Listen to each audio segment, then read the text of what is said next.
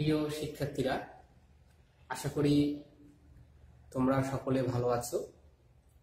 তোমরা জানো করোনাকালীন অতি মহামারীতে আমাদের শিক্ষা প্রতিষ্ঠান বন্ধ রয়েছে, তাই আমাদেরকে অনলাইনে বসেই আমাদের পাঠদান কার্যক্রম অনুশীলন করতে হবে এবং পাঠদান কার্যক্রম চালিয়ে যেতে হবে। তো আজকে আমি তোমাদের মাঝে নবম দশম শ্রেণীর একটি নতুন অধ্যায় আলোচনা করব। তো আলোচনা শুরু করার পূর্বে আমি একটু আমার পরিচয় দিয়ে নিচ্ছি। আমি মিঠুন বণিক, সহকারী শিক্ষক ইংরেজি, শিয়ালগুনি জামিরুদ্দিন মেমোরিয়াল ইনস্টিটিউশন। তো প্রিয় শিক্ষার্থীরা, তোমরা তোমাদের মেইন বই বের করে মেইন বইয়ের 56 পেজ বের করবে। এখানে আজকে যে পাঠটি আমরা আলোচনা করব, unit 5 lesson 1, the grid of the mighty reverse. The grid of the mighty reverse. তো তোমরা 56 পেজ বের করো এবং তোমাদের খাতা কলম নিয়ে বসো। এখানে তোমরা জানো আমাদের ইংরেজি বোঝার জন্য আমাদের শব্দের অর্থ, ইংরেজি কোনো কিছু করতে গেলে আমাদের শব্দের অর্থ আগে ভালো করে জানতে হবে। তো আজকে এই পাঠটি শুরু করার পূর্বে আমি তোমাদের সাথে কিছু শব্দের অর্থ নিয়ে আলোচনা করব। তো তোমরা সাথে সাথে শব্দগুলো বলার সাথে সাথে এবং বোর্ড থেকে তোমরা খাতায় লিখে নেবে। তো প্রিয় শিক্ষার্থীরা, আজকে লেসন আছে the grid of the mighty reverse. তো প্রথমে দেখো, আজকে এখানে দ্য ওয়ার্ড প্রোটেকশন। প্রোটেকশন শব্দের অর্থ হচ্ছে প্রতিরক্ষা। তোমরা দেখো বোর্ডে এখানে লেখা আছে ওয়ার্ড। ওয়ার্ড মানে শব্দ, অর্থ লেখা বাংলায় পার্টস অফ স্পিচ। আমাদের এই যে শব্দটি আমরা শিখলাম নতুন করে, সেটি কোন পার্টস অফ স্পিচ সেটি আমাদেরকে জানতে হবে। পার্টস অফ স্পিচ জানা থাকলে আমাদের ইংলিশ গ্রামার বুঝতেও সুবিধা হবে। তো দেখো, ওয়ার্ড প্রথমে রয়েছে প্রোটেকশন, অর্থ প্রতিরক্ষা, এবং এটি পার্টস অফ স্পিচ হচ্ছে নাউন।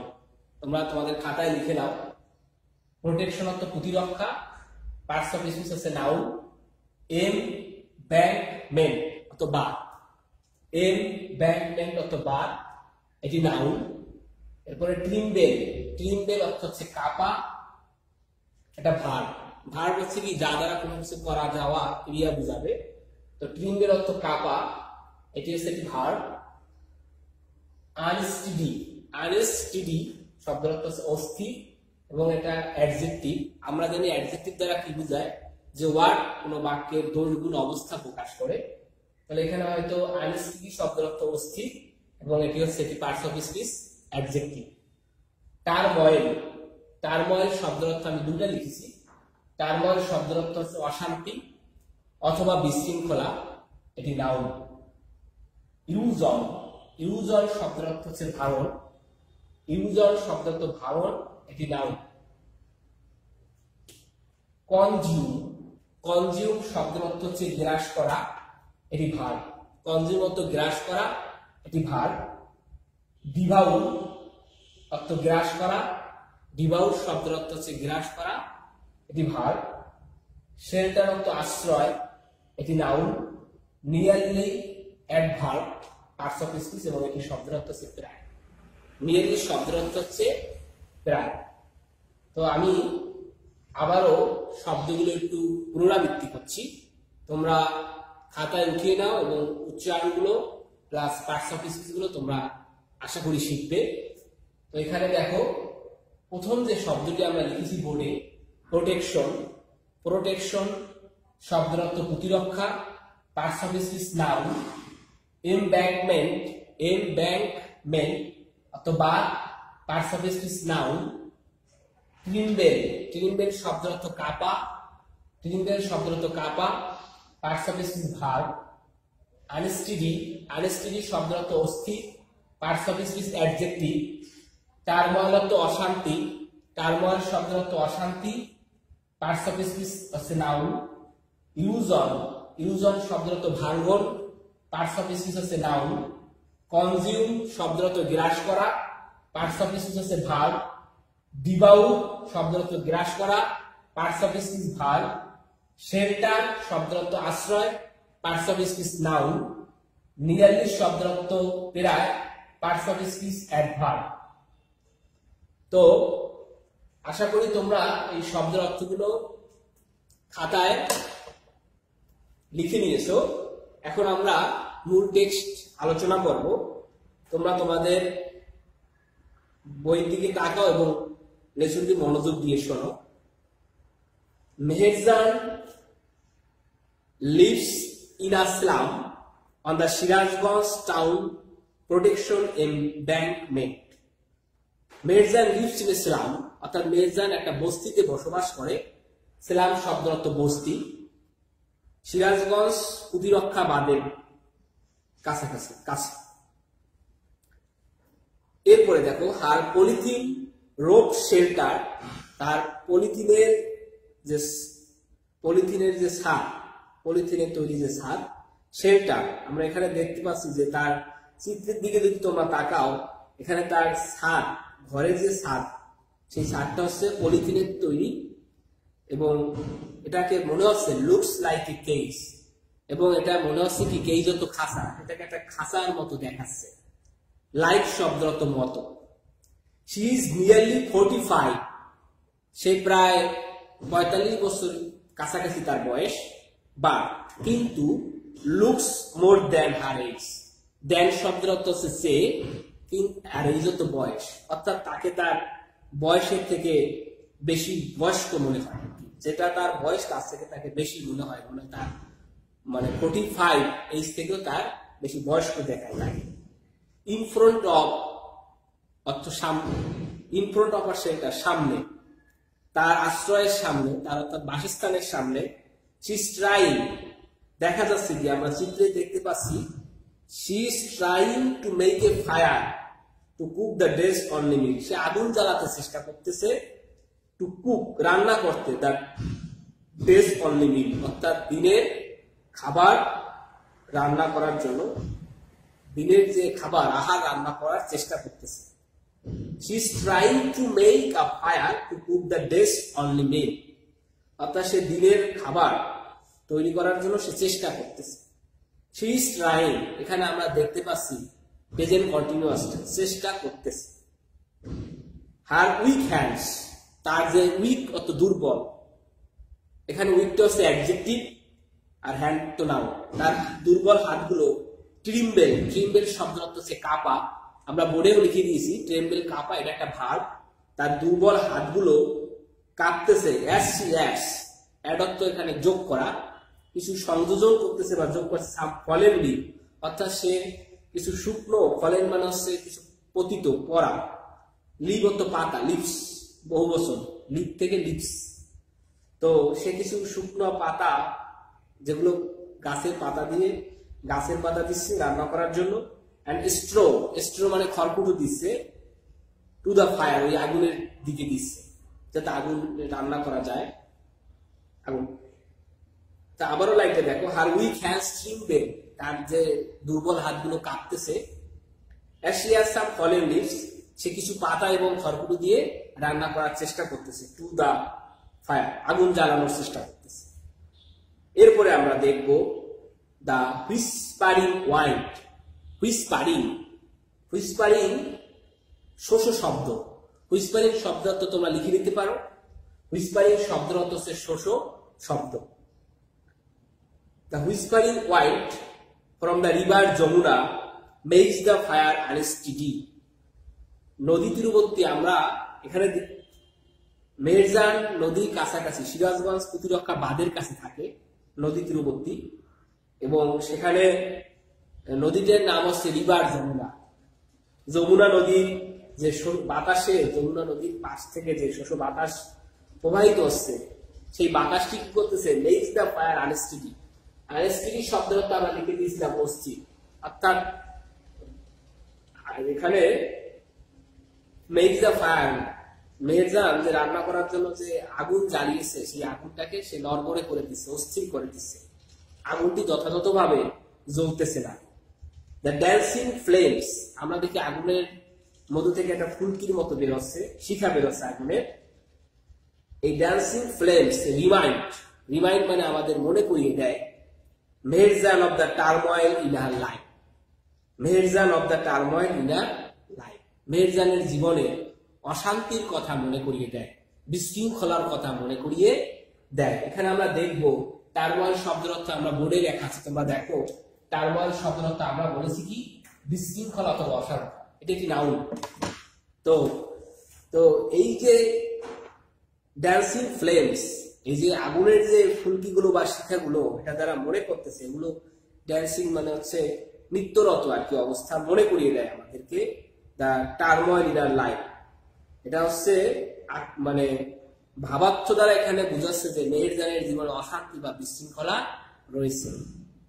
নট লং অ্যাগো, এরপরে আমরা ধীরে ধীরে মেহেরজানের এই যে কেন আমাদের নিজের ভিতরে একটা প্রশ্ন এখন তোমাদের মাঝে মানে জাগরণ হয়েছে যে কেন মেহেরজানের জীবনে একটা অশান্তি রয়েছে।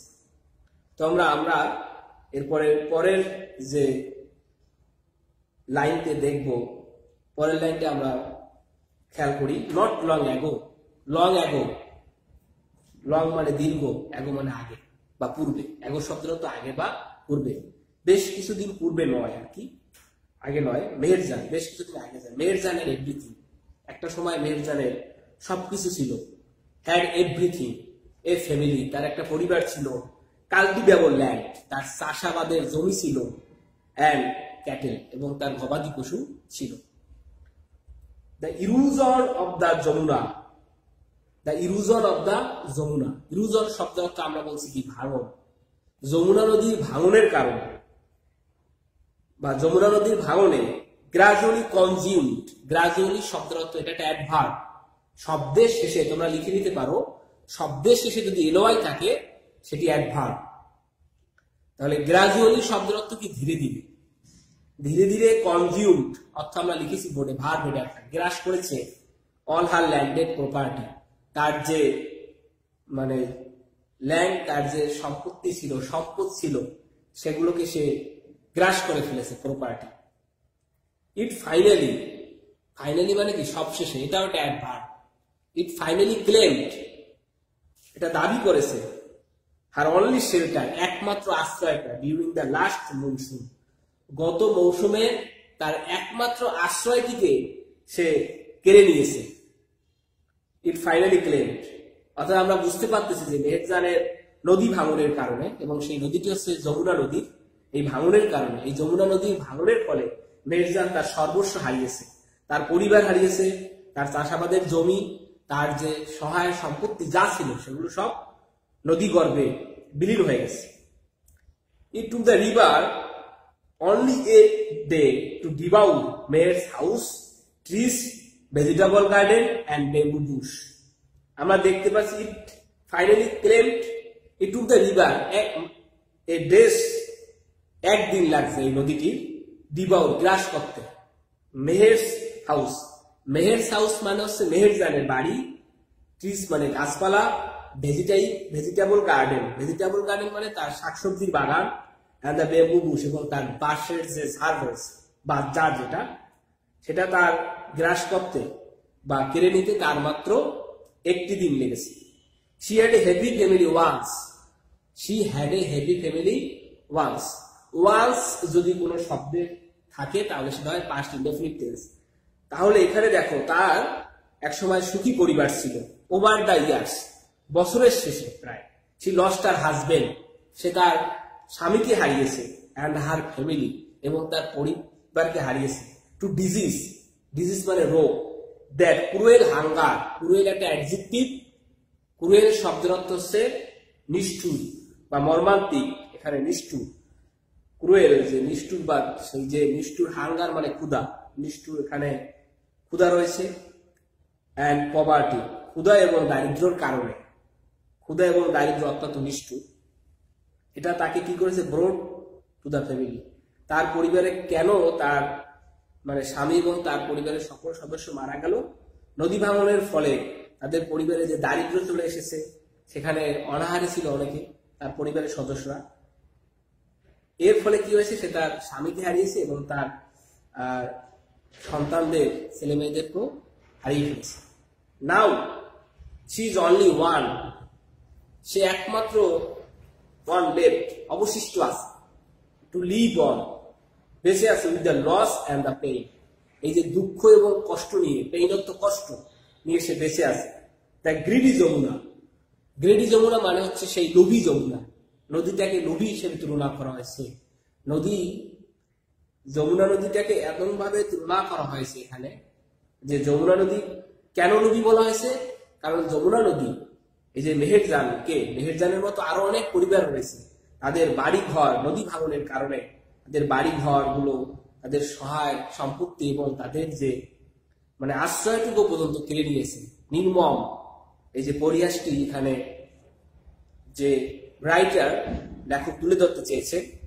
নাও the greedy Jamuna has shattered verb মানে ধ্বংস করে দেওয়া, বিক্ষিপ্ত করে দেওয়া, ধ্বংস করে দিয়েছে। আর ড্রিম অর্থ তার স্বপ্ন, অ্যান্ড হেভিনেস তার স্বপ্ন এবং সুখ নষ্ট করে দিয়েছে। তো প্রিয় শিক্ষার্থীরা, আশা করি তোমরা এটি বুঝতে পেরেছ। আমরা পরবর্তীতে এটা বিভিন্ন প্রশ্ন নিয়ে আলোচনা করব। তো তোমরা তোমাদের দুটো বাড়ির কাজ দেব, তোমরা যতটুকু আজকে আলোচনা করেছি এর উপরে দুটি বাড়ির কাজের প্রশ্ন দুটি লিখে নিয়ে আসবে। আমি প্রশ্ন দুটি এখন বোর্ডে লিখে দেব। তো তোমাদের এখানে যে শব্দের অর্থগুলো জানতে হবে এবং প্যাসেজটা তোমরা বাসায় 2-3 বার একটু নিজেরা পড়বে এবং এখানে যে শব্দগুলো আছে, পার্টস অফ স্পিচ কোনগুলো আছে সেগুলো তোমরা একটু দেখবে। তোমরা দুটো প্রশ্ন এখন লিখে নাও, আমি তোমাদের বোর্ডে লিখে দিচ্ছি। তো তোমরা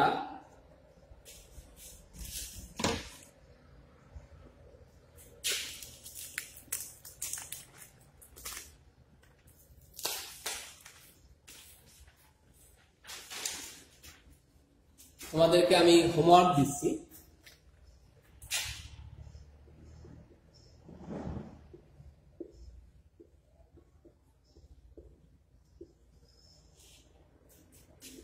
কোশ্চেন নাম্বার 1, where does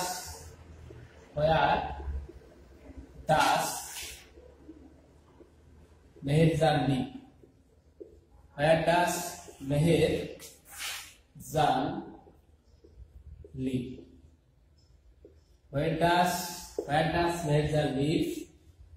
2 নম্বরে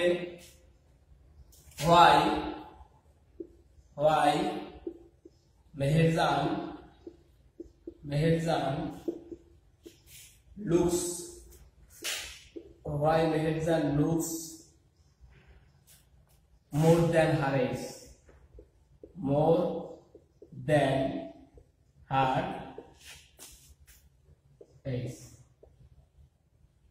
তোমরা এই দুটো প্রশ্ন লিখে নাও। আর প্রশ্ন দুটো বলছি, where does Meherjan live? অর্থাৎ মেহেরজান কোথায় বসবাস করে। 2 নম্বর প্রশ্ন উত্তর হোয়াই শব্দ অর্থ কেন। Meherjaan looks more than a hedge, তাকে তার বয়সের থেকে বেশি বয়স্ক দেখায় কেন, তার যে বয়স তার থেকেও তাকে আরো বেশি বয়স্ক বা বৃদ্ধ মনে হয় কেন। Why Meherjaan looks more than a hedge, তার বয়সের থেকে বেশি বড় দেখায় কেন। তাহলে এই দুটো প্রশ্ন তোমরা বাসায় লিখে নিবে এবং আগামী দিনে আমরা বাকি কিছু প্রশ্ন এবং এই প্যাসেজের বাকি অংশটুকু নিয়ে আলোচনা করব। তো তোমরা বাসায় প্যাসেজটি খুব সুন্দর করে বাসায় পড়বে। তো আজকে তোমাদের এখানেই আমি শেষ করছি। সবাই সুস্থ থাকবে, সবার সুস্থতা এখানে আমি শেষ করছি।